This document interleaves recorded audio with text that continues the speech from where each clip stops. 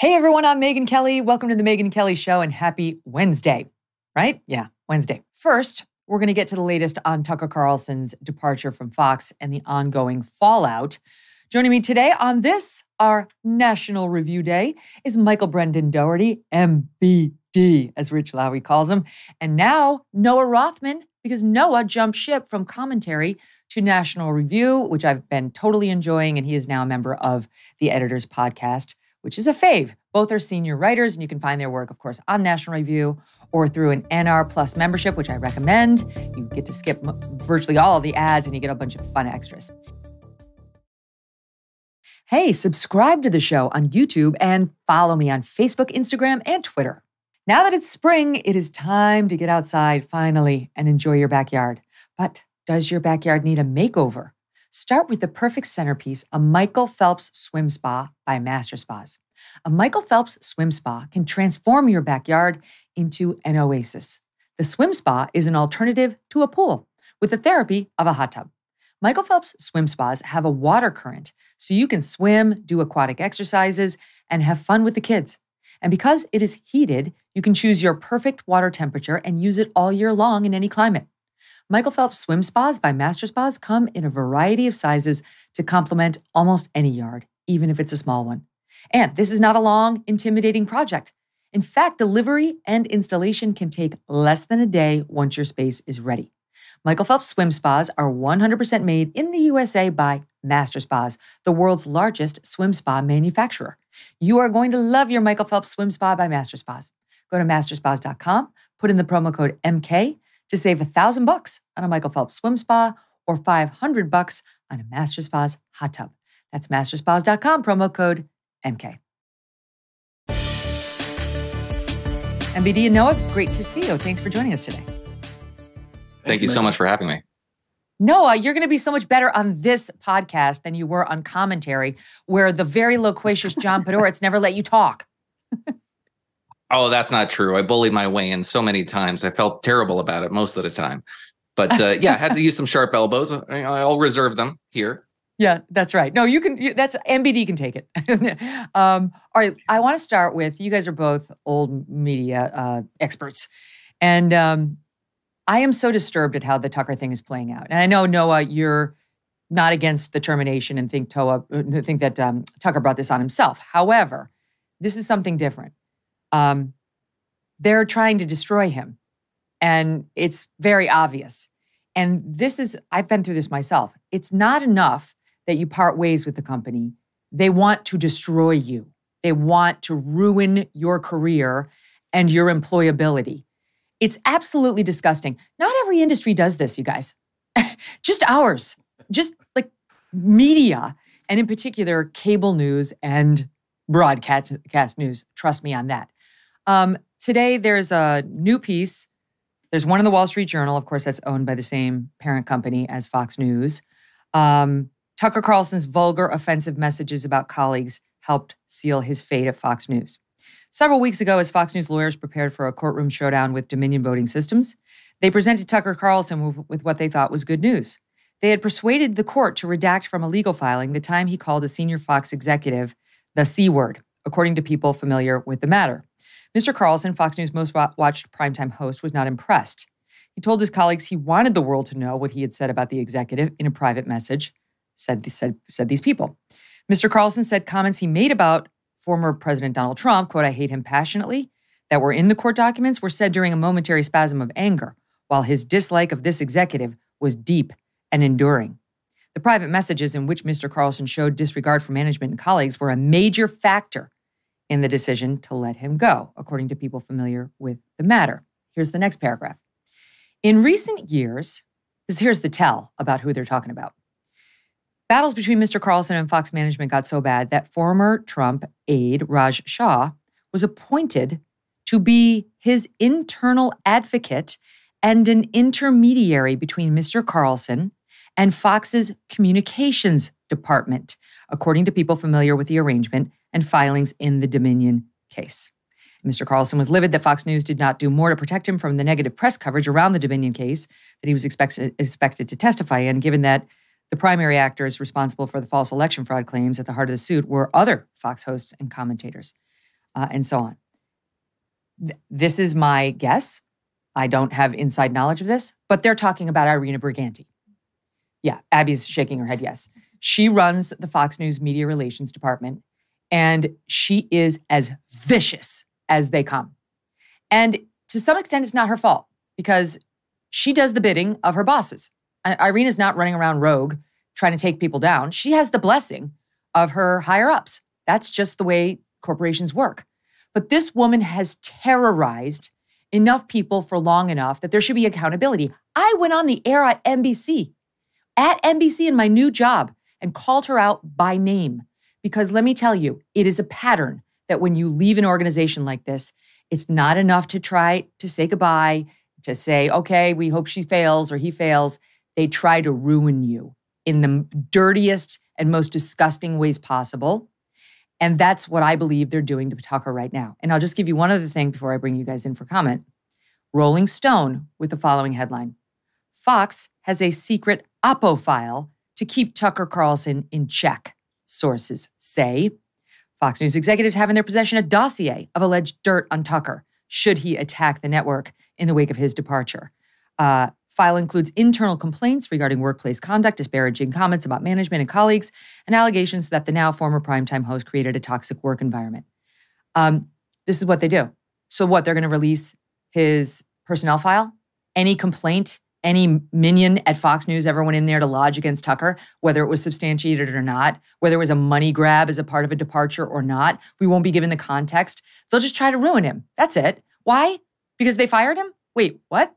They fired him, but he must be ruined? I'm sorry, but it's disgusting, MBD. I know I'm supposed to shake my head and shrug my shoulders and say, oh, yeah, this is the business we're in. You know, this is the business we've chosen. I think we deserve better.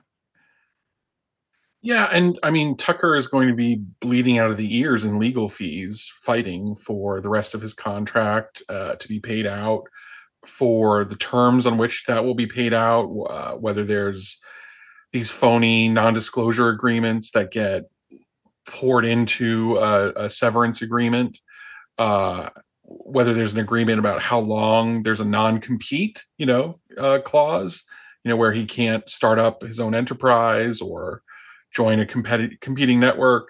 All that that's going to be a major fight, and that's why they're already pre-fighting it in the court of public opinion, right? Like, there are stories now. Vanity Fair had a story basically alleging that, Rupert Murdoch was freaked out by Tucker praying or encouraging people to pray.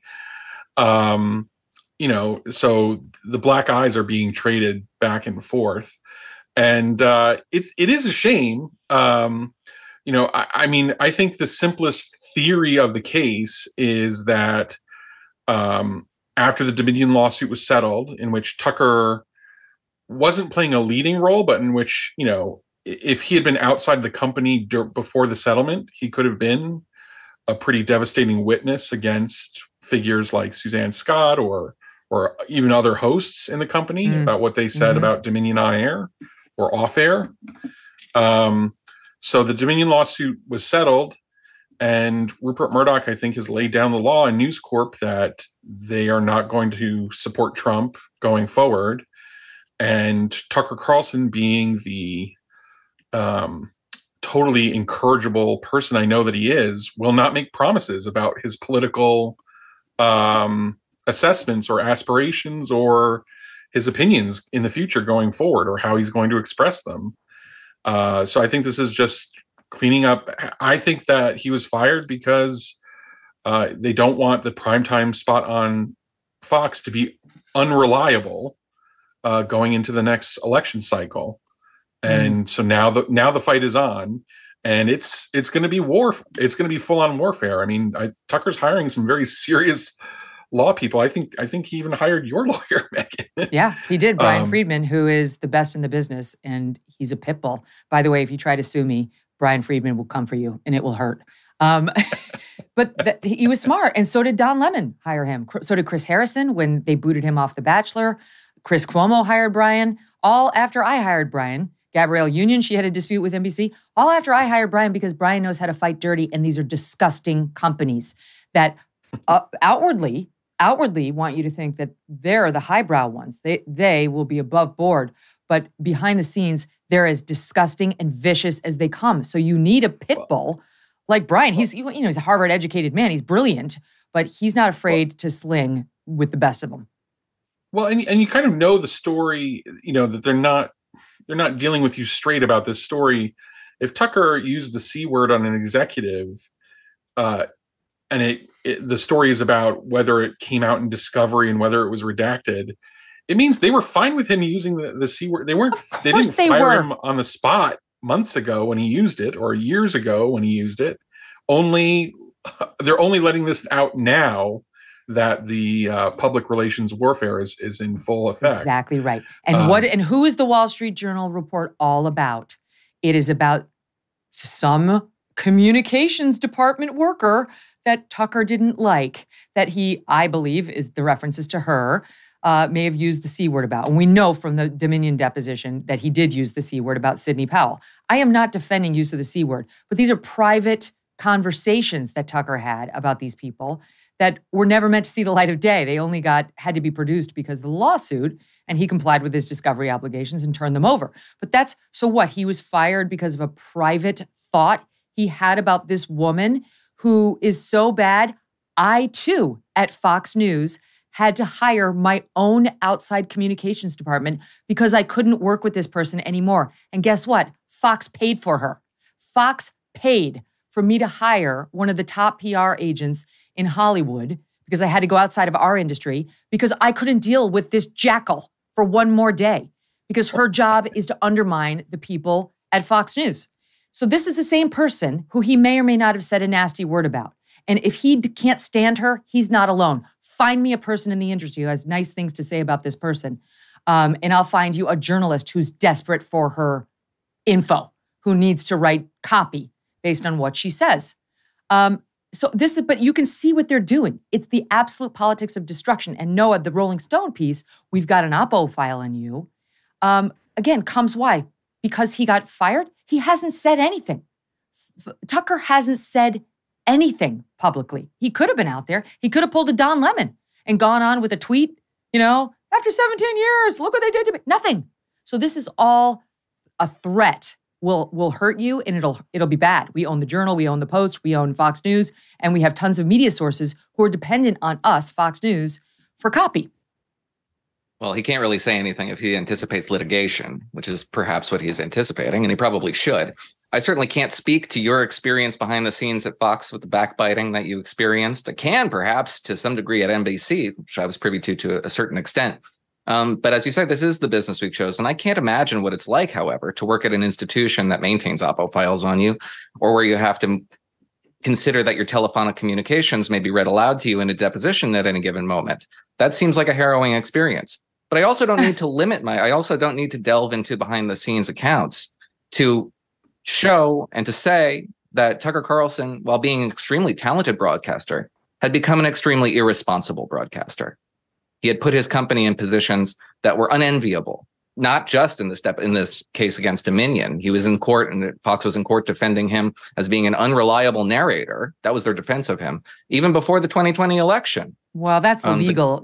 As you well know, that's a legal defense where you try to say this is just an opinion guy spewing opinions. No one would take it as fact, which gets you out of the defamation realm. Yeah, and one of the reasons why he does that is because he is married to a narrative which he advances on a regular basis, that the institutions and the powers that be are dedicated to manipulating you, to lying to you, to putting you in a position that advances their interests at the expense of your own. That is itself a manipulative enterprise. It is a paranoid enterprise. It is one of the reasons why I think the notion here that Tucker Carlson was fired on a whim because of his Christianity has somehow generated purchase among people who are suspending all disbelief.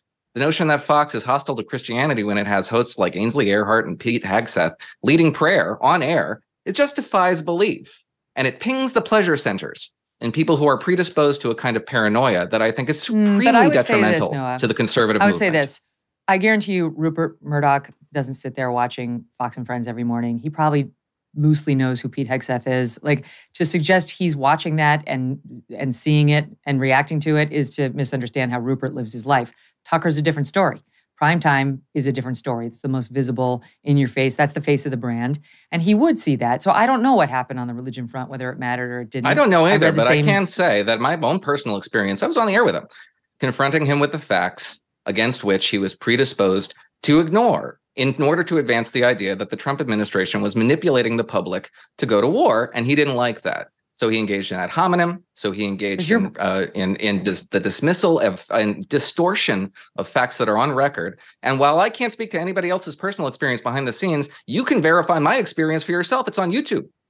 Noah, okay, so you're more in the neocon field. And, you guys own that on commentary. And Tucker's exactly the opposite of that. So there's an ideological disagreement between you. I get that. That's not why he was fired. Literally nobody cared about that kind of a disagreement by Tucker. And the things that you're talking about, like let's say the January 6th thing for suggesting that it was a false flag operation, that happened 2 years ago, I think it was 2 years ago. I think it was 2021. No, March. The segment where he alleged implicitly that an individual was an FBI plant, absent any evidence. That's Ray Epps. Occurred in March. That's Ray Epps, and that's happened well before this past March, Noah. Well before this past March. The January 6th false flag, long-term or long-form documentary or whatever they were calling it, happened 2 years ago. It was one of the reasons why Shepard Smith threw a fit and why Chris Wallace left, if memory serves, certainly on the Chris Wallace thing. Trust me, that happened a long time ago. I now suggest the footage that he received. You're suggesting that's why he was let go, and that's bullshit. The timing doesn't make sense. No, I reject that. The footage that he received from Kevin McCarthy was broadcast in March. Correct. That's different. The documentary that people quit over was 2 years ago. If you think that's why they fired him, why did they renew his deal after 2 years? I mean, MBD, it had to be something else. And I think it very much could have been he got too big and too big for his britches, too big for Rupert's pleasure. Nobody can get bigger than Fox News. That's Rupert's operation. And if you think you're bigger, he'll teach you a lesson the opposite way. Yeah, I think that's part of it. I mean, listen, it's known in the media that Tucker moved, broadcasts from his home studios in Maine or in Florida. He's not like in the building. He's not kind of in reach or under the thumb. He's kind of tried to establish, as you said, with his own liaison to Fox's press department, a kind of fiefdom where he gets bothered as little as possible by the top brass in News Corp and Fox News. And, and he drives conversation apart from the editorial line set at the morning meetings in Fox News, right? Like it used to be that Fox News kind of set the agenda for the day on the right, at least, and maybe even for the country in its morning meetings, where it kind of covers, these are the stories for the day that are going to be covered on the network, and then the primetime hosts are going to have them on their own. Well, Tucker doesn't do that. I mean, as far as I can tell, Tucker spends the morning fly fishing and then sits down after texting with friends and reading the news and writes a monologue without consulting anyone. And that monologue will drive the conversation for the next 24 hours sometimes. So yeah, I mean, he was kind of beyond the reach of the institution itself. And like I said, we saw the way, I think the last time I was on your show, Megyn, we saw how the New York Post treated Donald Trump's announcement for president, which was like Florida man reapplies for job or whatever. That's right. The line has gone out at News Corp. This is no longer going to be Trump country. And I think that's something that Tucker Carlson won't agree to. So he just will not be reliable to say something if he doesn't want to say it. The other narrative emerging now is one I find equally unpersuasive, and that is that this woman who filed a lawsuit against Fox, Abby Grossberg, was instrumental to his termination. Now, this person worked for Tucker for about 2 minutes. Tucker was never in the building. And as far as I can tell, because she did an in-depth interview with Nicole Wallace on MSNBC yesterday, she doesn't even have any specific allegations about Tucker. Her allegations are at best about the people in his pod, in his news pod at the channel. Tucker didn't work in the Fox News building. Neither does Hannity, by the way. And in part, I'm sure it's for reasons like this. When you're that big a star, you're that big a target. And people like to throw things at you that are not true as a money grab. They just do. That's not to say every allegation against anybody who's a star is bullshit, but there's a pattern of this kind of thing happening. And I'm sure they just enjoyed being home with their families and not dealing in the middle of this toxic work environment. Trust me, it's delightful to not have to do that. And my friends inside the building still say the same thing. They feel the same as I do. They would love to not have to show up at 12:11 every day. So she now is out there talking about how, it was this word, this environment in which she heard the C word regularly, that she was shocked to show up and see that picture of Nancy Pelosi in the bathing suit with the breasts kind of hanging out, blown up in poster size in the newsroom pod. Who are we kidding? Like, seriously, MBD, you're laughing. Who are we kidding? Like that, Fox News is going to fire Tucker and his EP because they're offended that he had that. This is a joke. Yeah, that is, you could say that's a little juvenile or a little bit in bad taste, but that's literally all it is it's juvenile and in bad taste. It's not necessarily the sign of an environment that is dangerous or hostile. I don't think you could ever get that across the line to a jury if you literally like blew up the photo and showed the evidence that a bunch of guys at a conservative network were kind of laughing at the appearance of Nancy Pelosi. People laughed at the appearance of Bill Clinton in his running shorts. It's just the nature of politics to kind of laugh at your enemies when they look like they've embarrassed themselves somehow. It is interesting to me that the Grossberg interview landed when it did, right? It's sort of like this lawsuit has been brewing for a little while now, but now it's becoming, a public news story with video footage and interviews precisely at a time when Tucker can't defend himself in public. Yeah, that's right. So it does feel, obviously I don't want to prejudice anything before it comes out. And I can fully believe that someone on Tucker's staff, crossed a line. That's totally possible. Yeah. So I don't want to prejudge it, but it does feel like I said, like an ongoing PR war that Fox knows is absolutely massive, and important for them too is going to be keeping him off the air and keeping him from attacking them from a large platform, right? So the more that they can have basically the airwaves to themselves to trash him, the better for Fox News. Just to add, Daily Mail's reporting that they talked to Tucker. It sounds like they just found him on his golf cart down in Florida. He said, retirement's going great so far. I haven't eaten dinner with my wife on a weeknight in 7 years. Pressed on his future, the flame-throwing former host of Tucker Carlson Tonight flashed a broad smile and joked, appetizers plus entree. Smart move. As you point out, he's limited in what he can say. As I pointed out yesterday on the show, he's not yet actually been fired. His show's been pulled. His access to company email's been pulled. But he is not actually fired. So they have to negotiate this. And that's why Brian Friedman is representing him. Let's just not move on from the Abby Grossberg thing. So here's this woman, because yes, MSNBC gives her an interview, a long interview. And she says she's got tapes, some 90 tapes that Abby, has not yet been through. But she admits she doesn't think there's anything on there that led to Tucker's termination. That's what she told Nicole Wallace, though she surmises maybe her lawsuit had something to do with it. She's talking about what it was like to be there. And I have a lot of thoughts on this young woman. But what I was going to say is, not only did she get on MSNBC, but she keeps getting referenced in all these newspaper articles about Tucker's firing. He called Sidney Powell the C word. He may have called this Fox executive, unnamed, the C word. And now this girl comes forward to say hostile environment in his workplace pod. Here's a little bit of this Abby Grossberg on with Nicole Wallace. I was hoping that it would be more professional, and what he was portraying on air was just a show, and unfortunately that wasn't the case. So when do you realize that? Immediately.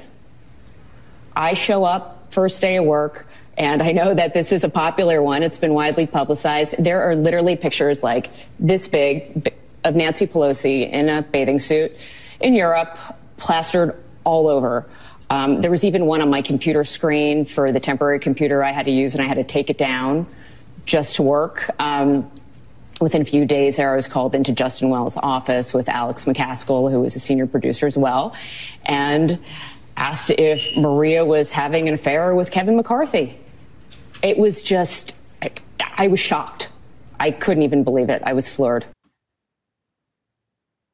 Well, that might be relevant information for a company to know, whether one of its main stars is actually having an affair with the possible next Speaker of the House. So I'm not sure in what context that came up, but here's one of the things I wanted to ask you about, Noah. So I have a lot of mixed feelings about Abby Grossberg. I think she's too thin-skinned to work in news. It's a rough and tumble business. We don't speak the Queen's English. And if you can't take some inappropriate barbs here and there, you're not going to last very long in it. However, I'm not going to lie. I was moved by her talking about how she was ruined by her experience in news and at Fox, and how it made her wind up hating news.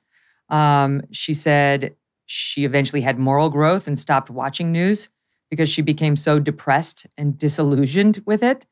Then there was a stomach-turning ending where Nicole Wallace asked, "Do you watch Us now?" And Abby responded, "I do." Okay, that's not the solution to your problems. But it does speak to what I'm trying to get to in this segment, which is news is uniquely disgusting.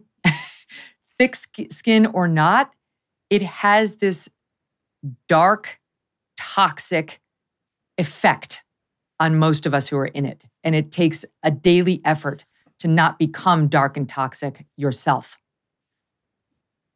I mean, yeah, I would imagine that Abby's experience is not all that uncommon. Wasn't necessarily my experience, but I did have, some encounters with that sort of those incentives. However, because I believe her experience is probably rather common, I kind of doubt that whatever the facts that she can marshal, so far what we have in evidence before us suggests a rather sophomoric culture, which is hardly enough to justify anything more than a nuisance settlement, is evidence that this was a contributing factor to Tucker Carlson's dismissal. But it may have been I'm going to let you finish your point, but just to fill in, I found this soundbite. Wallace asked her, "Are you aware of anything that came up in the discovery process as it pertains to Tucker," meaning in the Dominion case, "that could have led to his firing?" Answer, "No, not that I'm aware of." Keep going. Yeah, well, I'm not entirely sure that it's something that's easily dismissed, just because if the alternative is not fiduciary but editorial, then the evidentiary burden on us to prove that is far higher. We have plenty of evidence to suggest that fiduciary obligations or costly settlements will cost you the 8 p.m. slot. It happened to the last guy. I mean, that why is Maria still there? Razor. And if why is Maria still there? That's a good question. But Lou Dobbs ain't there anymore. And right. Lou O'Reilly isn't there anymore because of a costly settlement. Oh my God, that's not true. That's not true. O'Reilly paid $69 million in sexual harassment settlements, and they continued employing him and gave him $25 million a year, Noah. O'Reilly was let go because the press got a hold of the story. That's why. They had no choice but to cut ties with him. That's the fiduciary obligation to shareholders right there. That's the hit to the reputation. It's a reputational hit. No, they were fine to employ him knowing he'd paid out $70 million to these women who had accused him. Right. And until it became public knowledge, his conduct, which became an unsustainable situation. I'm just saying, he was gone because of the bad PR. He wasn't gone because he got them caught up financially. Even the Andrea Macris thing, who was the first, remember when we were all super young at Fox, I was brand new there, 2004, and we were reading the allegations on our computer. It was like, oh my God, he had this affair with a producer, and what did he do to her? And the reports were he had to pay some $10 million out of his personal pocket. Roger knew all about it. Fine, they moved on. That's how it generally was in the news business until the Me Too era. And then we found out post-Me Too, O'Reilly had to pay out all these. I'm just saying, to pin it on like, Fox had a problem with all these payouts. They did not have a problem with the payouts or with the fact that somebody kept getting them sued. They had a problem with the public knowing about with it being public, right? As you say, it becoming public, which is Occam's razor. I mean, in order to argue that something behind the scenes happened, you have to have behind the scenes knowledge. You do. I don't. And what I'm looking at in public, in what's submitted in public, constitutes a cumulative burden on this program that at least justifies skepticism about the value of its longevity. Well, there's that. I mean, that's the real question is, what's the future of cable news in the wake of not just Tucker's departure, but just the explosion of digital media? I actually looked this up to try to get, hold on a second, I'll find it, to see, in the case of Tucker, what were the ratings? What's the ratings hit look like? And hold on, Debbie, was that in our update today or was that in yesterday's packet? All right, I'll try to find the page. Hold on I'm sure it's brutal. So they lost 600,000. I compared last Monday when Tucker was on, because you don't want to use a Friday to a Monday because Fridays are always low in prime time. So last Monday when Tucker was on, he got 3.2 million. This Monday, the first that he was not on, they had 2.6 million. So they lost 600,000 viewers, which is about a 20% drop. Last Monday when Tucker was on, he pulled 445,000 in the key demo, 25 to 54-year-olds. This Monday, without him, they pulled a 294, which is about a 34% drop. So 20% in the overall, 34% in the key demo, which is 1/3. That's what they actually care about. I don't know whether it will continue or whether it was momentary. But they had to know backlash. that was coming. They had to know they were going to take that sort of a hit and prepared for it, understood that that's what they were inviting. So you have to assume if they were going to take that kind of a hit, that the costs that they would incur and the benefits that they were anticipating were profoundly mismatched. And the benefits don't make sense if it's purely editorial. Well, and that's the thing, is like MBD, we're sitting here speculating about the Wall Street Journal report, the Rolling Stone thread, the Gabe Sherman reporting on the religion, all of this because Fox didn't give him a reason when they said it's done. And they didn't give their audience a reason. And what they do instead is they try to leak terrible things about the person in the media. So, we were justified because he's a shitbag, right? That's really what's happening here. And to me, if I were a Fox audience member, and I don't really watch any cable news anymore or television news, I'd be pissed. I'd say, you make me fall in love with this guy, then you pull him. You don't tell him or me why. I have no idea why. I'm just kind of pissed off that my favorite host is gone. And then I see you trying to ruin him in the press without putting your fingerprints on it, but it's clear that it's you. So I don't think that's going to help Fox News restore trust and ratings at 8 p.m. But they're banking on Fox just being a juggernaut that people kind of only have Fox. If you're a conservative and you want to watch cable news, yes, you've got Newsmax, in some places OANN, but those have never been truly meaningful competitors. So they're just banking on their dominance. Yeah, and listen, they're already putting out tons of stories that, it's the real estate at Fox that's valuable, not the stars that occupy that real estate. And there is a little bit of truth to that, right? Like, people didn't know Tucker Carlson would take off the way he did in the 8 p.m. time slot. But the fact is, I don't know if I buy that it's true. I think Fox will have a very hard time reassembling the numbers in the key demographic after Tucker leaves. And, a lot of people like to say that, Tucker Carlson, at most he's talking to 3 million people a night. And, that's less than 1% of the country. That's, less than, it's like 0.5, who knows what percentage of Republican voters that actually is. I already had to do the math on those percentages on the demo and the overall. Please don't bring me in on the math equations anymore. No, that's all right. But it's actually not true that his influence was just for the 3 million people that watched him live. Very unlike the days of Bill O'Reilly, Tucker's content traveled across digital media, right? Like, it traveled across YouTube, it traveled across Instagram and Facebook in a way that other Fox News content just doesn't. And so he had a much larger influence than the numbers suggested. And I just don't think there's another person who has both his broadcasting skill and his native intelligence to do that. I mean, Tucker's a unique bird in this industry.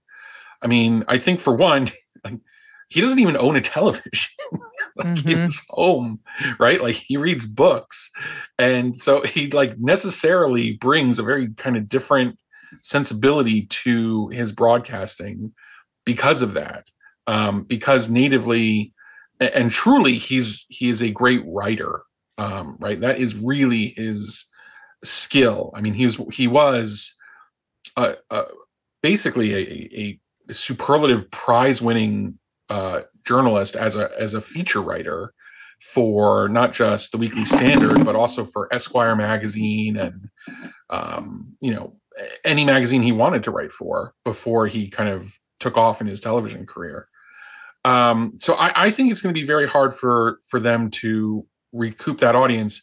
They may, however, recoup the money because, and I think this is kind of an understated part of this story and one that I don't think Fox wants to advertise, but the advertising boycott against Tucker Carlson tonight was extremely effective. Yep. And, that's why his show was full of My Pillow ads. And, Rachel Maddow is over on MSNBC promoting all sorts of insane conspiracy theories about Vladimir Putin, and she's selling Mercedes ads, right? Like, and that's a huge difference. And I don't think Fox wants to tell the truth, which is that if this was a financial decision, it was Fox caving into the left. I mean, like that is part of the story here too. That the left is able to exercise this kind of commercial influence over the Fox News brand. That's actually quite interesting. I'd gotten to the place where I understood how Tucker wasn't making them a ton of money on the ad fees, for sure. I mean, on the subscription fees, probably a different story because he drives numbers, and numbers are what gets DirecTV to pay more to have you as part of their offering. But I hadn't quite connected. You're right. I mean, it's why is he not bringing in a lot of ad revenue? It's because of these chicken shit companies that get scared thanks to sleeping giants. And so in a way, it is a cave. It is a cave to the left if you're going to hold that against the guy. If that's going to be, I realize they have to keep the lemonade stand going. So we understand that there is a distinct environmental problem that faces Republicans, and they are judged by different standards. So you operate on a standard that can navigate that environment. I'm sorry, he was a dishonest interlocutor. No. He broadcast falsehoods and disreputable content. The notion that he would the suggestion of what he was suggesting on January 6th was not provable, not falsifiable, because it was a conspiracy theory. And frankly, if you're going to throw yourself on the pyre to the conservative movement, just to suggest, I would say, because I pride myself on this, that you can navigate the double standards that are applied to conservatism, get your message out, and persuade persuadables in ways that don't draw fire just to make yourself a martyr. Well, how have you advanced the conservative movement? I see how you've advanced your own personal prospects. Good for you. How have you advanced the movement? How have you made my life any better? MBD, care to take that one? One thing I will say for Tucker, in Tucker's defense, is his worldview of suspicion of institutions, which generates the stories about January 6th that Noah mentions, is also the one that generates, ahead of everyone else, suspicion about Dr. Fauci's advice on masks, or whether a willingness to talk about whether vaccines really prevented transmission of COVID-19. And so whether or not vaccine mandates could even be rational, let alone justifiable as a matter of policy, or the lab leak theory, right? Like, I mean, he kind of was ahead of almost everyone, except maybe National Review, where Jim Garrity was very early on that as well. And so, I mean, there is in media, the reason you need a diverse media in a republic like ours is because there are some truths that can be expressed in the New York Times, and there's some truths that can only be expressed in tabloid media, like headless body and topless bar, right? Like that's the real news story, and only the New York Post can give it justice. And it's the same thing with establishment trusting media and non-establishment media. And I think the really big story the really big kind of like bow around the Tucker Carlson Fox News story is that fundamentally Tucker Carlson is and wants to be an outsider media figure, like a true like Joe Rogan, someone who floats theories, maybe sometimes justifiably, sometimes you could say not justifiably, but stories that tilt against the establishment, against the major institutions, which he views as basically totally captive and corrupt. And it leads to, I agree with Noah that it can lead to big mistakes. And it can even lead to legal liability when you make those mistakes. But in our particular age, it sometimes leads to gold, which is, and that gold was found during the pandemic when our major public health institutions were lying to us, right? We're self-interestedly lying to us. And if you begin with a hermeneutic of total suspicion of our institutions, you're going to get to that story first, and you're going to reap the most from it. And he did. And that's the other thing. We didn't even touch on the FBI, and people mocked the so-called deep state, but then we've had all these revelations since then about the FBI actually targeting people who are on the right and actually trying to put people objecting to mask mandates on terrorist watch lists and call them domestic terrorists and so on. And at Fox, when I was there, if you said that, you probably would have been fired for saying that, right? And then you have people like Tucker who weren't afraid to press on these institutions that have been revered in conservative circles saying, this is bullshit. It's right before your very eyes, but he was on the leading edge of it. He wasn't a follower. So you're right. He wasn't 100% right on 100% of the things, but we needed his boldness as part of the national conversation. And I think Tucker be the first to admit he doesn't always get it right, but he's, unlike most of these people, okay with admitting his frailty, his mistakes, and when he gets things wrong, unlike people like Rachel Maddow at your old network, Noah. I don't think I have to persuade you. If we want to talk about who deals in disinformation, Fox News versus MSNBC, we could spend way more time on the latter. Okay, so Tucker was somewhat controversial and took some rhetorical risks. What the hell is Joy Reid still doing on the air over there? Truly, is there a more racist person on television? How does she have a primetime role there? Yeah, there's a bit of a hostage crisis, I would agree, particularly in the post-Andy Lack days over at MSNBC. And I think Michael's point is very well taken, that a particular worldview that starts from the position of suspicion and hostility, although while eschewing paranoia, can get to these stories faster than those who start from a position of trust and deference. But I disagree strongly with the notion that this outlook that he espoused, which sometimes led him to conclusions before others did that turned out to be correct, is also matched by a humility that concedes when the facts warrant a reevaluation of his particular position. I did not see that. In fact, I encountered precisely the opposite, and more often than not saw encouragement for individuals to dig in despite contradictory evidence. Which he is a pathway didn't bow towards, on your issues. Again, and just to briefly he didn't reiterate bow on the your point. issues. He didn't bow on your issues, but Tucker, unlike most of these people, I just had Glenn Greenwald on here the other day giving me the full list. Verifiable logic and the resistance to verifiable logic in pursuit of a comforting, cosseting worldview did his audience a disservice. They should be furious with him. In the extent to which he exposed himself. So all the 3 million viewers who watch Tucker are idiots. They've been misled, they've been betrayed, and they're just too dumb to understand that Tucker's a dishonest broker. That is precisely the persecution complex that he inculcated in people, and persecution complexes are not empowering. They are disempowering. They rob you of agency. So listening all day to people on Fox News tell them that the war in Ukraine is a good thing and that we really need to win it, and then listening to an hour of Tucker saying it's terrible and what are we doing over there, that it's all, they're too stupid. They followed the messianic complex of Tucker Carlson, and he's to blame for... People are smart. Megyn, that's what people he tend alleges. To take in information. Megyn, that's precisely what he alleges. That you have been cowed and manipulated into a flawed cul-de-sac of logic that is sapping America of industry and material. That's his case. He offers another worldview, another view of things like Ukraine, which I realize you have very differing opinions from Tucker on. And he's got the messianic power to completely erase everything else you've heard, or he's offering an alternative viewpoint like Roger.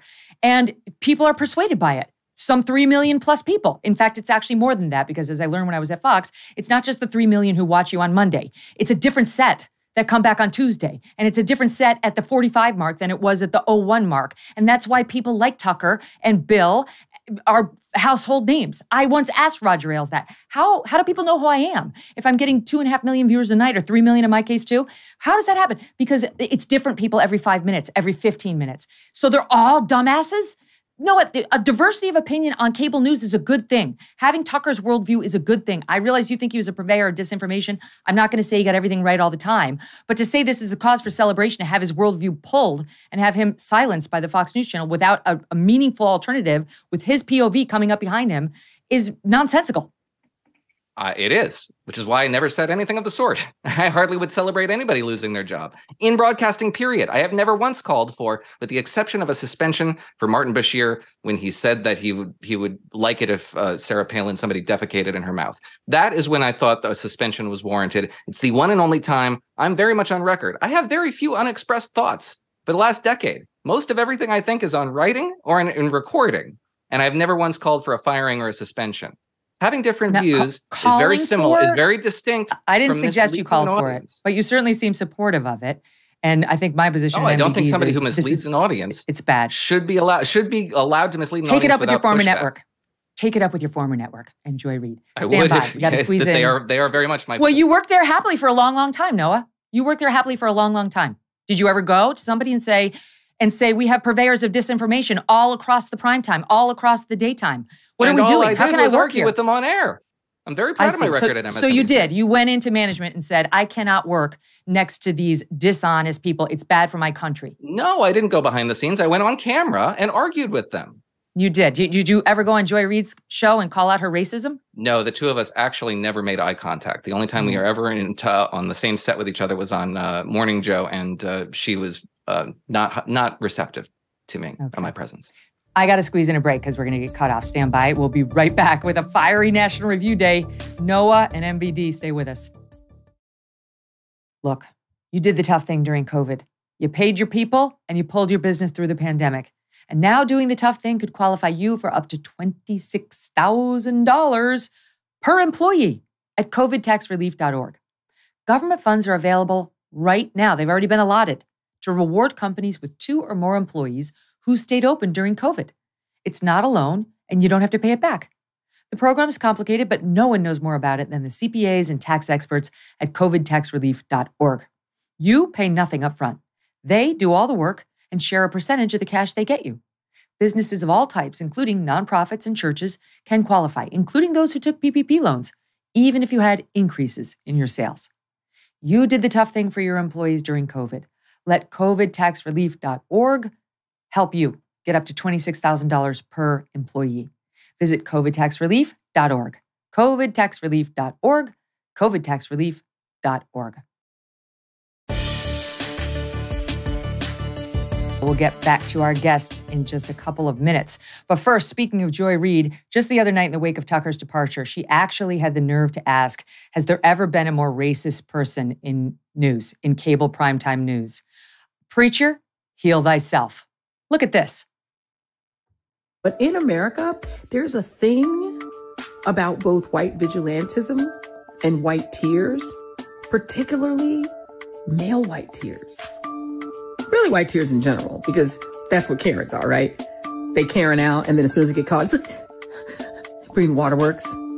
White Americans are never afraid of the cops, even when they're committing insurrection. Because in their minds, they own this country. Ron DeSantis has been waging a full-scale war against the black past. It's illegal to make white people feel uncomfortable in Florida. You also have the restrictions in schools over what can be taught about race and gender for fear white children might feel bad when they find out that not all white people in history were heroes. This country was built on the idea that white men had a particular kind of freedom and a particular kind of citizenship that only they have. Do any of you guys trust Uncle Clarence? These Republicans are dangerous. They're dangerous to our national security because stoking that kind of soft white nationalism eventually leads to the hardcore stuff. The answer, Joy, is it's you. You are officially the most racist person on television now that your colleague Tiffany Cross is gone. Work on it. We'll be right back with more of the National Review Guys. Like many people, I am eating healthier, and that's why I love good olive oil. And by good, I mean fresh. Olive oil packs the most flavor and healthiest nutrients when it's fresh from the farm. And that's the problem with the supermarket olive oils. They're not fresh. They can sit on the shelf for many, many months, growing stale. That's why I like my olive oil direct from small, award-winning farms, thanks to a guy named TJ Robinson, also known as the Olive Oil Hunter. When I tasted TJ's farm fresh oils, I fell in love with their vibrant, grassy flavors. They're delicious on salad, veggies, pasta, meat, fish, you name it. As an intro to his fresh pressed olive oil club, TJ's willing to send you a full-size $39 bottle of one of the world's finest artisanal olive oils for just $1 to help him cover shipping. Best of all, there is never a commitment to buy anything, and you can cancel your membership at any time. Get your free $39 bottle for just $1 shipping and taste the difference freshness makes. Go to harvestfreshnow.com. harvestfreshnow.com for a free bottle and pay just $1 in shipping. harvestfreshnow.com. So guess what? Anthony Fauci thought it might be a good time to come out and do a huge mea culpa. No. He has finally admitted some of the things that people like you guys, Jim Garrity, yours truly, have been saying for a long, long time, but without any sort of a mea culpa or apology whatsoever. He gave an interview to David Wallace Wells, who's been on this program several times, of the New York Times, and was as close to a voice of reason at the New York Times as you were going to get during the COVID pandemic. I mean, he wasn't exactly like Garrity, but he wasn't like a Purva Mandavelli, their lunatic reporter who kept getting facts wrong every day either. So Fauci sat with him. They describe it as Fauci's most extensive interview yet. They say in this, Anthony Fauci wrestles with the hard lessons of the pandemic and the decisions that will define his legacy. So let me kick it off with masks, okay? Fauci admits in this article, hold on, I had it right here, now I'm looking for it. Sorry guys. My papers are all over the place today. I'm so disorganized. He basically admits that paper masks don't work and that the N95s, well, here it is, I found it. Wallace Wells asks about whether they work, and a study from Bangladesh, in places where mask use tripled, positive test results were reduced by less than 10%. So he says, I'm somebody who doesn't think that masks work, but we have a study like that, so what's the story? And Fauci says, it's a good point in general, but I disagree with your premise a bit. From a broad public health standpoint, at the population level, masks work at the margins, maybe 10%. I'm going to tell you what he said next, but I want to repeat. From a broad public health standpoint, that's what he was supposed to be overseeing. At the population level, again, same, masks work at the margins, maybe 10%. Then he goes on to qualify, but for an individual who religiously wears a mask, a well-fitted KN95 or N95, it's not at the margin. It really does work. Just in case you forgot, I know neither of you guys did, here's what Fauci was saying. These sound bites are from 2021, 2022. Over the course of every variant, nothing would have distinguished these positions as, oh, well, that made sense. No, this is what Fauci was saying throughout the course of the pandemic. He and Walensky's in here too.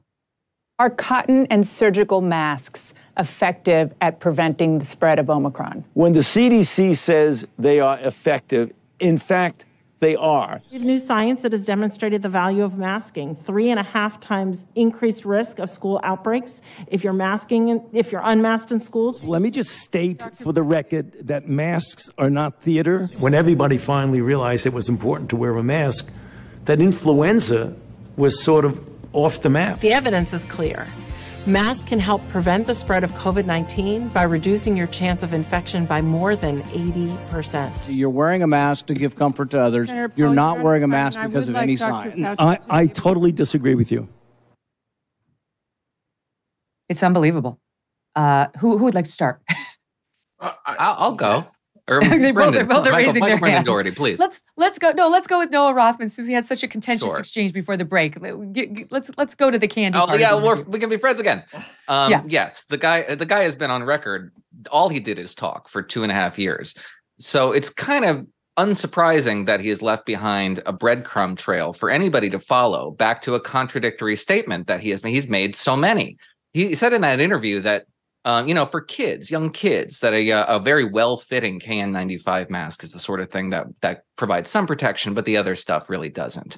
And you don't have to have a double blind peer-reviewed study you just have to have some passing experience with children to know that they don't wear masks. There's no such thing as a well-fitting KN95 mask on a toddler because they will rip it off their face.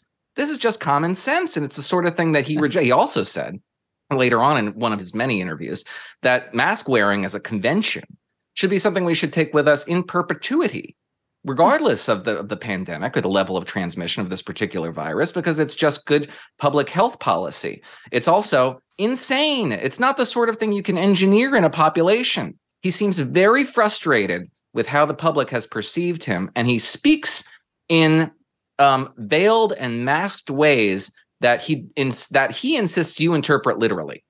So when he says, show me the evidence, as he said in this interview, show me the evidence where I advocated, where I shut down schools or businesses or factories. I think he literally means show me the document that I signed shutting down schools or boarding up businesses. No such thing exists. All we have are reams of evidence of his support for these policies, up to and including a statement that he gave to reporters in October of 2020, quote, I recommended to the president that we shut the country down, unquote. Pretty unambiguous, wouldn't you say? Pretty good. Yeah, it's pretty on the nose.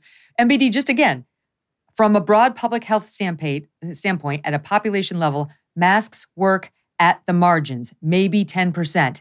Then he differentiates N95s. So he's clearly talking about the surgical masks, those cotton masks that everybody was in for the vast, vast majority of the pandemic until the very end. I run again just the first part of that SOT montage we played with Fauci and Dana Bash, January of 22. We were well into the pandemic. She's asking him about cotton and surgical masks. Are cotton and surgical masks effective at preventing the spread of Omicron? When the CDC says they are effective, in fact, they are. We have new science that has demonstrated. Michael, I can't with this guy. And we know he knew better. We know he knew better because at the very beginning of the pandemic, he said that the kind of masks that you buy at a pharmacy made of cloth or jersey are not effective.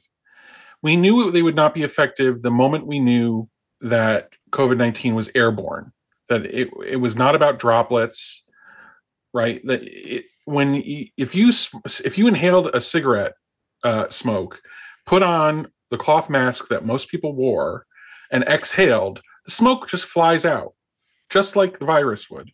That's why it doesn't really work at all to stop the spread of the virus. And he wore those jersey masks all the time. But there was, like Noah said, there was even a breadcrumb trail that he knew the truth. Because sometimes during the pandemic, he would say, well, masks are a symbol of the sort of thing we should be doing. Right. So he's kind of like, it's in the back of his head that he knows that this is ineffective.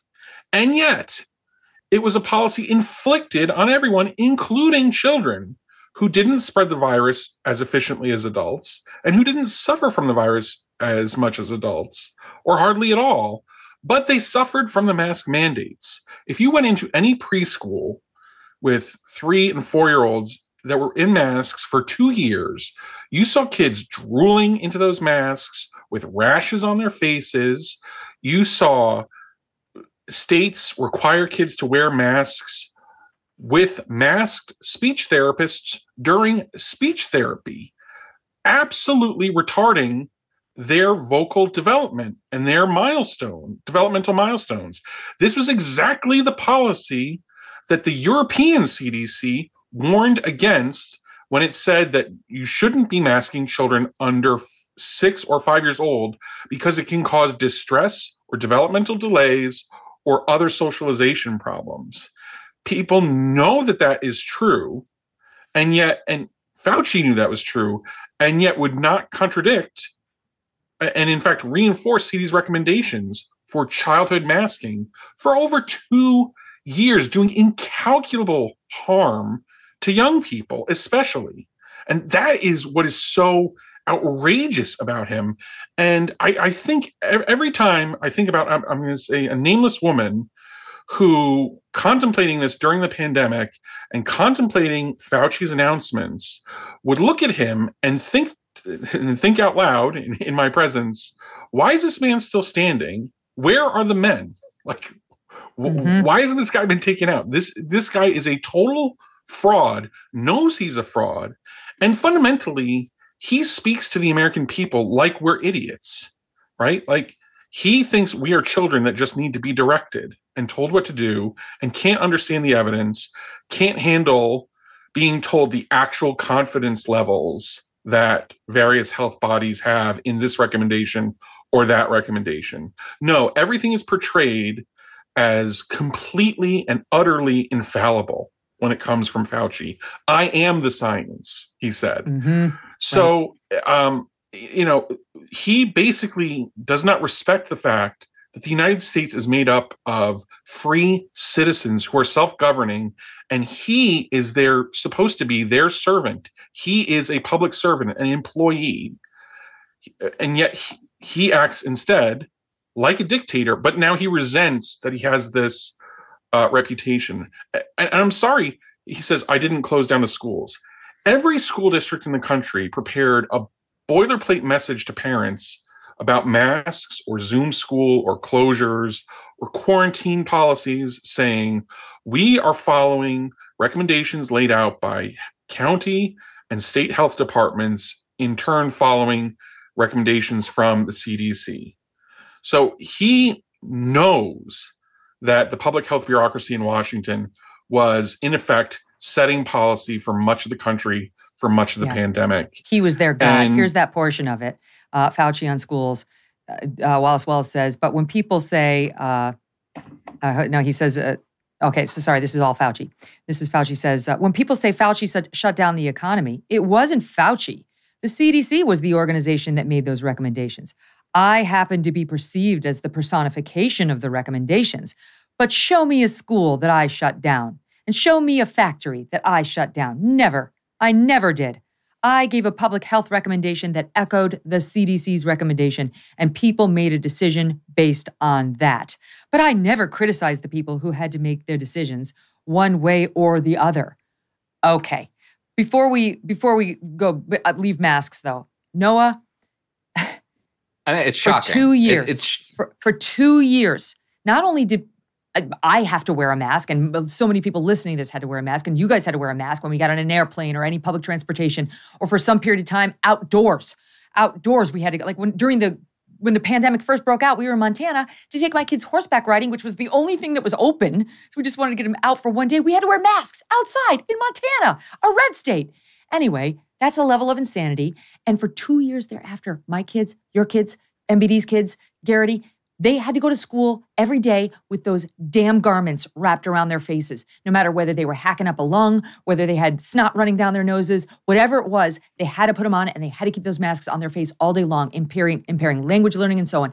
And as bad as I felt for my own children, remember this video? This video sums out how bad it was for the real littles, who in places like New York had to mask up when they were 3 years old, 2 years old in a day. This video, it stuck out for me from the moment that we played it, and it's his fault. Here it is. Put your mask on. No, you gotta wear it on, honey. No, you gotta keep it on. Put your mask on. There you go. Keep it right there. Yay, Mason! Yay! Keep it on, Mason. Look, we're gonna keep it right here. Look.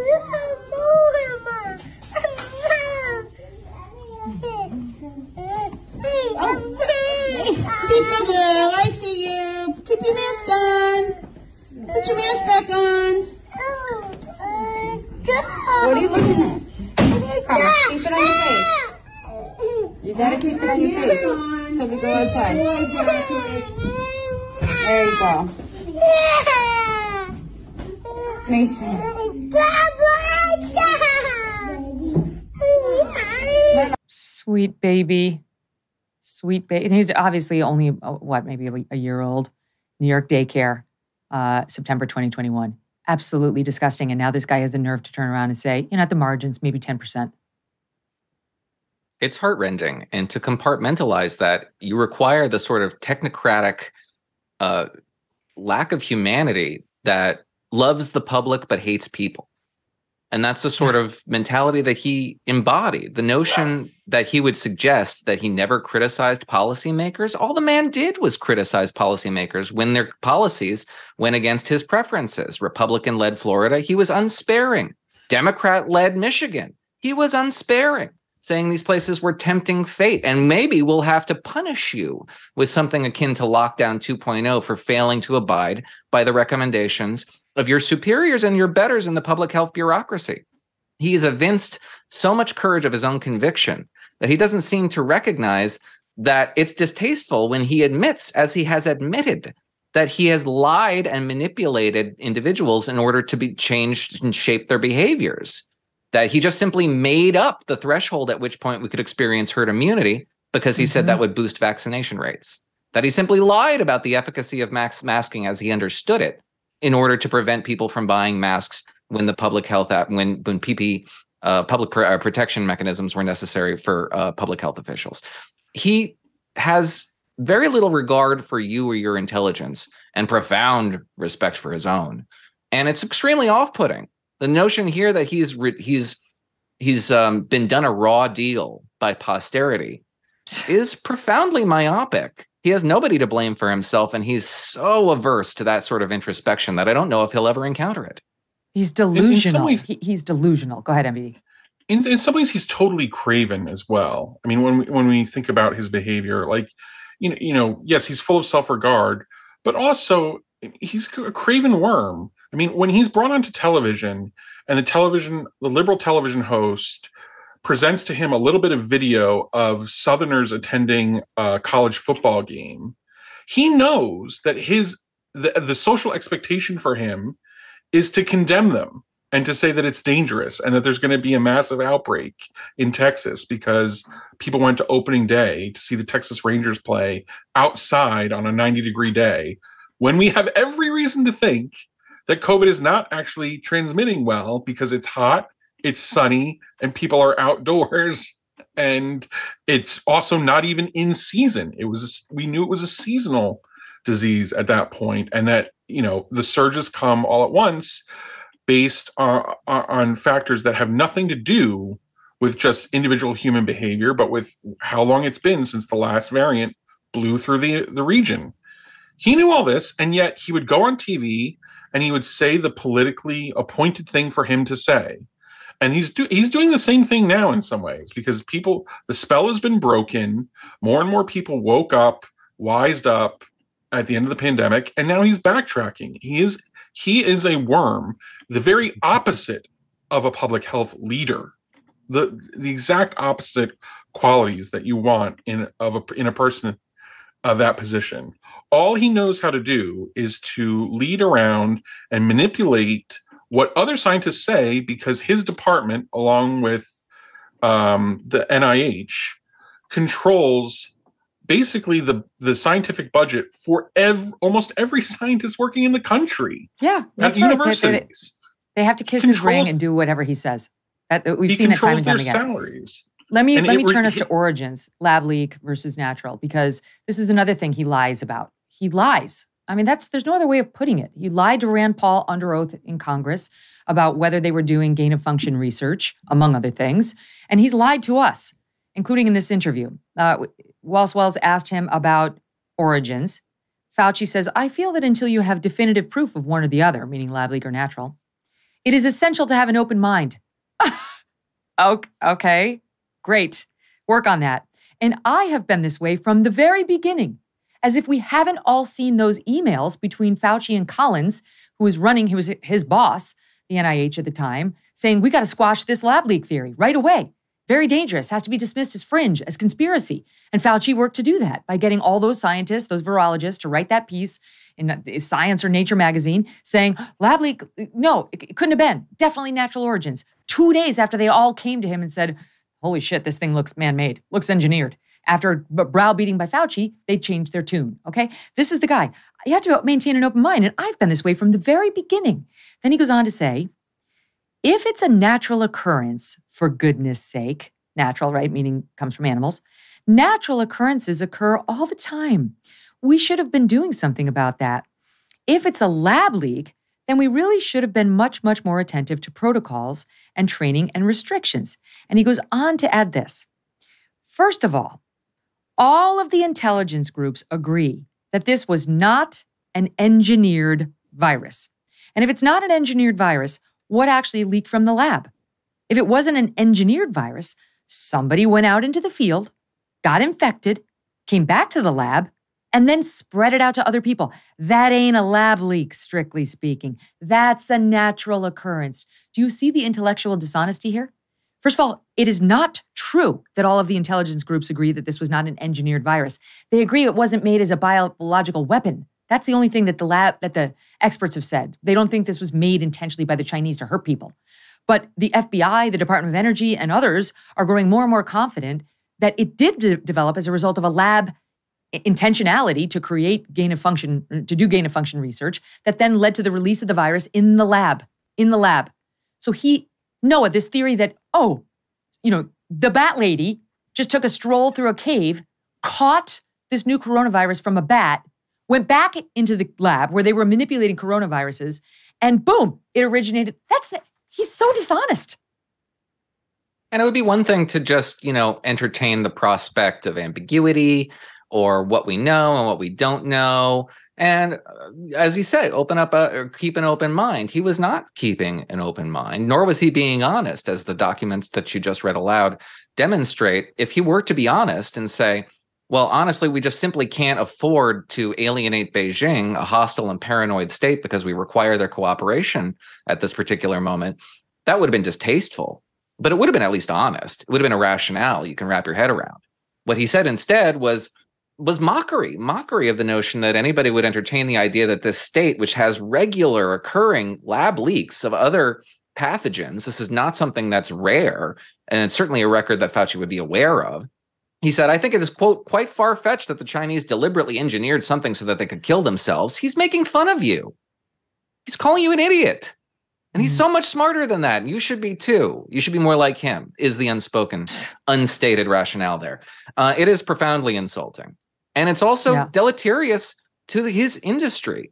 Public health needs public trust. It does not function in the absence of public trust. And he's done a profound disservice to both this country in its efforts to prevent future pandemics and the industry of which he's a part and professes so much faith and fealty to. Can I just be the raging populist for a second and point out that his corruption is so characteristic of the age we live in, right? So like many companies will collect awards from environmentalists after they've shipped environmentally hazardous production out of the United States and into China, right? Where the regulations don't exist. So they're still doing the polluting, but they're not doing it here. So they get a big award. And that's, that's a kind of greenwashing of their reputation. What Fauci and others did by funding EcoHealth Alliance, the cutout run by Peter Daszak, was a kind of hazard washing of gain of function research. They know that this was dangerous. They know it wasn't allowed to be done in the United States. They were paying attention to the regulations. They're paying attention to the very lack of them in China, which is why it was outsourced to China. Yep. Right. So he's participating in a very characteristic corruption of our elite in this age of outsourcing the dirty work to China in order to profit back at home, and then disclaiming all of the disaster that comes with it. So I find it really horrifying. I mean, he is like a figure out of a Dickens novel condemning our age. It is really gross that he is. I mean, you know, he's the kind of guy that inspires someone like me to say, like, clap him in irons. Like, what are we doing? That we allow ourselves to be ruled by a person like this actually condemns us as a nation. It's really gross. And he has said, he gave an interview not long ago where he said, I can't think of anything I would do over. I can't think of anything I would do differently if I had the chance to do it over. And here he says to the Times, I sleep great at night. He asked him, Wall said, if it were me and I were doing gain of function research in that lab, and then this happened and, you know, almost 10 million people died, I think I might have trouble sleeping at night. I sleep fine. Sleep like a baby. Good for you. How about little Mason? How is he sleeping that night that he spent in hysterics because of your useless mask mandate, or the rest of us? And then we haven't even touched on the vaccines. He makes admissions about those in here. You know, he's had no problem with the lockdowns, which have led to so many deaths of despair. I sleep great. This guy should be run out of the public square. There are literally instead superhero dolls of him in my old neighborhood on the Upper West Side, right next to the superhero AOC's, Michelle Obama's, and Elizabeth Warren. This is why Trump's going to have it so tough in front of a Manhattan jury. That's who they actually have superhero dolls of those people. Okay, we have to laugh or we're going to cry. Speaking of politics, let's turn to presidential politics. Joe Biden announced in like the same kind of video that I would have shot of my little Strudwick running around my backyard in. It's basically somebody took out an iPhone camera and had him say, I'm running for re-election, with a couple of dark MAGA shots on Jan 6th. No fanfare. I don't know that he's capable of fanfare. It was all but next to the basement. And now we're getting the absurd pieces about, you know what? You know, he's old, but like a lot of people are old. A lot of people are old, and a lot of presidents were ill. You know, FDR, he was in a wheelchair. JFK, he had a bad back. I'll go through it with you, but before I get to the written version, let me give you some of the visual version and the auditorial version of people defending just how fit Biden is. Sut 3. But how many 30-year-olds could travel to Poland, get on the train? He is younger than I am, so I don't know what So I don't know what the problem is. But I can tell you, having traveled with him a fair amount, sometimes he's hard to keep up with. Come work out with me in the morning. Oh my gosh, he's the president of the United States. You know, I can't even keep up with him. What about the respect for elders thing that we talk about? And he has a steady hand when you look at what's out there right now with Donald Trump. I think his schedule reflects an active person, mentally and physically. I don't know what more they're asking for. Okay, so that you get a flavor, but I've got to get into this Daily Beast report today, okay? Daily Beast's David Rothkopf writes, Joe Biden's old. Get over it. I'm going to give you some highlights. Voters need to weigh this issue for themselves. Will these limitations negatively affect his ability to be president? Objectively, Joe Biden was not negatively impacted by his age during his term of office thus far. He's accomplished more in his first couple of years in office than any other president since Lyndon B. Johnson. I know Noah's about to have a heart attack after what I'm about to read. His handling of difficult foreign policy challenges puts him in the first tier of U.S. presidents on that front. First tier, I say, Noah. Did he stumble over his words occasionally? Yes. But he used to do that when he was much younger. George W. Bush did it when he was president, and he was 54 when he took office. All people do it. The reality is Joe Biden's age has been an asset so far. So, Noah, thoughts on his wonderful foreign policy challenges that he handled with aplomb thanks to his age? Well, I suppose in Joe Biden's defense, his age is not why he's made horrible foreign policy decisions all his life. He's really reliable on that front. Engineering the worst humiliation for the United States abroad since the fall of Saigon is quite the feat. And you got to give him a little bit of credit, at least for that. I read this piece in the New York Times the other day in which the reporter went to, the old folks home and surveyed octogenarians and nonagenarians who all vote Democratic, and they were just fine with Joe Biden's age. So to give you some idea of the level of comfort that his base has with his age, which, by the way, according to polls, according to 51% of Democrats in the NBC News poll over the weekend, they're not happy with him running again. They are not satisfied with it. They have to retroactively condition you into believing that the Democratic base is just peachy with his age. The fact of the matter is they're not. They're willing to tell anybody willing to listen that they're not. And with regard to Joe Biden's supposed accomplishments, that announcement video should send shivers down your spine. His accomplishments were absent from that video. Right. He's talked in a lot of platitudes. He discussed freedom, and he really brazenly mischaracterized Republican legislative efforts. But what was striking to me about that video was mostly visuals. What did we see? We saw a couple of minutes of Joe Biden. We saw more Kamala Harris than we've seen in public in a year. We saw Barack Obama. We saw the late John Lewis. We saw Reverend Al Sharpton. Who are they trying to turn out? This is a base motivating election. They're trying to turn out the minority vote. It is not a referendum on this president's accomplishments because that doesn't animate the Democratic base. What animates the Democratic base is the notion of Donald Trump, the specter of Donald Trump, and the idea that the transitive property of Donald Trump in January 6th applies to all other Republicans from Marjorie Taylor Greene to Ron DeSantis. That's their strategy. It is laid bare. And Democrats who are attempting to whitewash this guy's record and the notion that Joe Biden himself that voters will render an affirmative verdict on Joe Biden himself rather than a negative one on his opponents is betrayed by how this campaign that they're just playing fealty to is operating. Yeah, right. The ad started, not ad, but it kind of was announced. It started by talking about these ultra MAGA Republicans. He didn't show Trump, but he's clearly just trying to say Trump is. They're banning books, Megyn. Oh my God, we actually went. Where? There was a Twitter thread. Where are you know what the banned books are? The books that get pulled from the school libraries, because this is a cause near and dear to my own heart as well. Literally, the books that I've seen pulled show pedophilia. An adult male, a cartoon figure of an adult male, getting a blowjob from an underage boy. Yes, I want that book banned. And yes, I will defend the ban of that book in a school library. Not banned. It's simply off the curriculum. This is a category distinction that they declined to make because they want you to be terrible. They want you to be mad. I think most Americans would say, yeah, pull that the hell out of K through 12. You want to get that smut, get it on your own. That's what Amazon's for. Here I go on. Listen to MBD. It's just too good to skip over. In the Obama White House, they were concerned about the dangers associated with his smoking. Ronald Reagan was weakened by the assassination attempt on him. Richard Nixon drank to excess at times and took narcotics to sleep, a bad combination.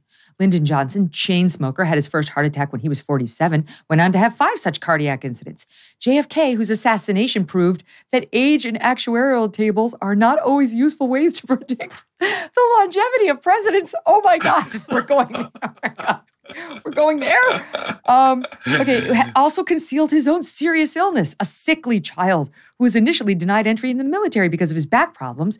Back surgeries plagued him later in life while he was still in the Senate. Goes on from there. Franklin D. Roosevelt, paralysis from polio when he was only 39 years old.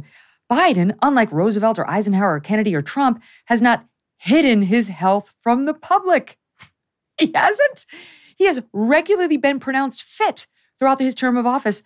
This is so dishonest. But we all know what was missing from his last presidential health assessment, any cognitive assessment whatsoever, which is what people are worried about.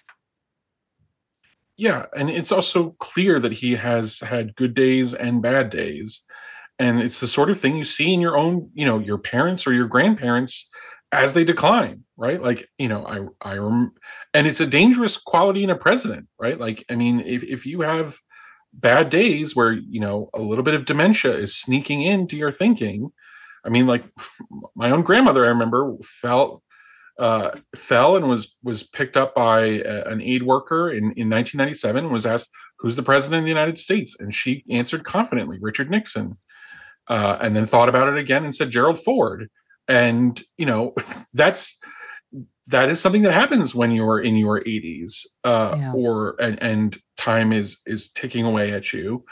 and you're uncertain about your mental state. And it's not something you want in a president who has to deal with the fact that the largest nuclear power on Earth is currently in a hot war in which we are supplying the other side. Like you can't have him being confused about what time and space he's really in. And I'm afraid we're going to see a serious incident at some point in the next 2 years. I mean, it's almost very likely that we're going to see it. And Noah's right. I mean, we basically poll Americans, and as a whole, do you want Joe Biden to run again for 2024? And roughly 70% of the country says no. And yet he's likely to be the nominee. The DNC is clearing the way, trying to make sure that no challengers come up and damage him by saying we're not going to have any debates. We already know that. We don't care what RFK Jr. is polling. We don't care about the commercials that Gavin Newsom is running in certain parts of the country.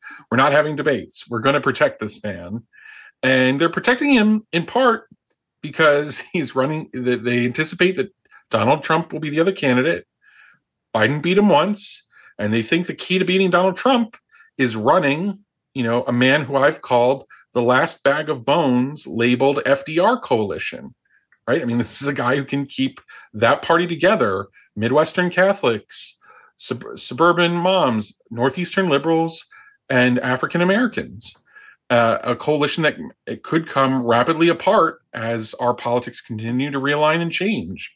And, we'll see how long they can keep it up. But, I mean, it was a close run thing the first time. I don't know how they're going to do it a second time. You say the DNC is now given the order, we got to get behind him. And by DNC, I assume that's some sort of euphemism for the ladies of The View, because this is the messaging on their program today. Democrats, I don't know why you're talking about, who's the person to do the job is doing the job. Yeah. You get behind him and we won't have a problem.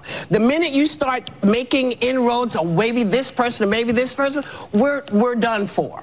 Also, so make a decision. Make a decision. Also, he needs another 4 years to finish the job. You can't fight fascism in 4 years only. No. You need 8 years for that. Oh, that's what? Who knew that was? Yes, you can. How long was World War II? We literally fought fascism in 3 years. It's amazing. It's so fun. I see why that show actually is still on the air. It's fun. It's a comedy. If you take it in as a comedy, it gets much better. Yeah, that's absurdist. Yeah. It would serve it would serve Democratic partisans to explore perhaps why there is so much dissatisfaction with Joe Biden's performance among Democrats.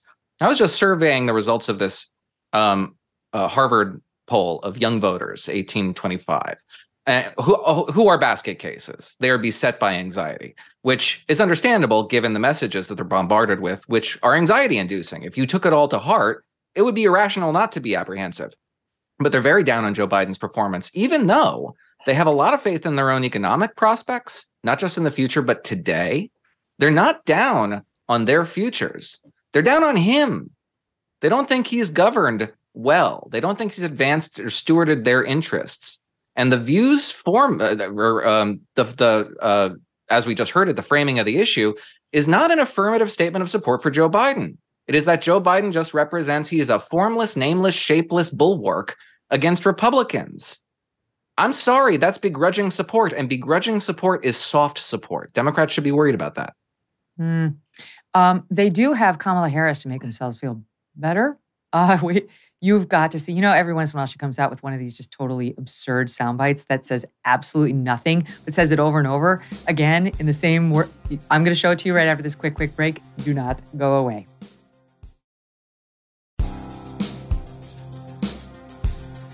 Haven't read Noah's The New Puritans, you're missing out. He has the best book on the woke and what they're really all about. He came on the show, we'll get you the episode number, to promote it when it first came out. And I have to tell you, I don't remember enjoying a book this much over the past year. It was just absolutely so smart and so clever and made you laugh the whole time. And that was really Noah's solution to the woke, is laugh at them. They need to be mocked. Their whole purpose in life is trying to ruin your life and make you upset, as miserable as they are. And so the answer is what is it? 315? 350. If you want to see that episode with Noah, and it's well worth the time. Okay, so the New Puritans. Thank you. You were so generous, and you blurbed it.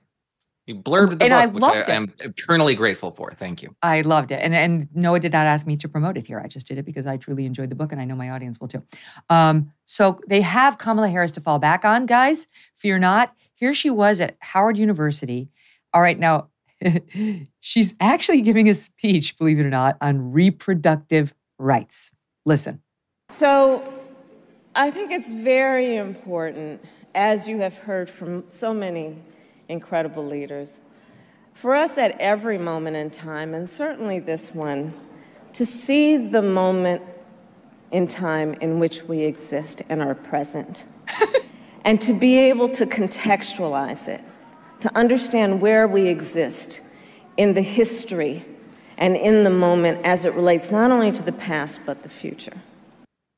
Oh my God. Oh my God. So Noah, you're good with the words. This is your thing, your fancy words. You must be inspired by that. I mean, there's a thing that good litigators can do where, as you know, Megyn, where they can say absolutely nothing, but say it in a way that makes you think something very profound was related. She's the opposite. She says a lot of nothing, and you glaze over with the understanding that what you're hearing is pablum. And that was pablum. This is one of the reasons why she was such an ineffective legislator, why she would make accusations and insinuations when she was in the Senate that would go absolutely nowhere, would bedazzle Democrats. Like the notion here that, Brett Kavanaugh took this crazy meeting with Trump's lawyers. Whatever happened to that? Nothing. Absolutely nothing ever happened to that. It let you down. She's a giant letdown. Very consistent in her part, though. There's nothing of substance there, MVD. I think we need to hear it again. Let's hear it again, just to enjoy it one more time. So I think it's very important, as you have heard from so many incredible leaders, for us at every moment in time, and certainly this one, to see the moment in time in which we exist and are present, and to be able to contextualize it, to understand where we exist in the history and in the moment as it relates not only to the past but the future. Oh my God. It doesn't improve. I gave it another shot. What was the quote from Billy Madison? At no point in your rambling, incoherent response were you ever even close to anything that could be considered a rational thought. Everyone in this room is now dumber for having listened to it. I award you no points, and may God have mercy on your soul. That is astonishing and utterly vacuous. And it does speak to actually something bigger that is happening, right? There's the lack of Joe Biden's accomplishments as president. There's the lack of Kamala Harris's coherence as a speaker or human being, or a rational creature. And it's part of the reason why the announcement of Joe Biden's reelection was the way it was. It was just, we are a stand-in for liberal values. That's it, right? I'm not saying we've accomplished much, but we're for abortion. We're against the kind of cultural stuff that the Republicans are doing in schools and on trans issues. We're for diversity. And it's basically a giant bet. And it actually is going to be a gut check for the right going into 2024. Democrats are betting that 2024 is a liberal values voters election, and that this is fundamentally a center-left country in the way that 20 years ago, all the pundits said this in 2004, this was a values voters election and America's a center-right country. That's their bet. It is a huge bet. A lot follows from it, and it's a gut check for Republicans. Is can you offer something, a governing vision that is more compelling than just we're standing by center-left liberal values. We're standing by the Fauci statues, the Rochelle Walensky commemorative name plaques, and the other tchotchkes that you get on the Upper West Side. Can you offer something more compelling than that? We'll see. Yeah, we'll see. He was right. I've got to ask you about, in particular, Noah, given the New Puritans, about Steven Spielberg.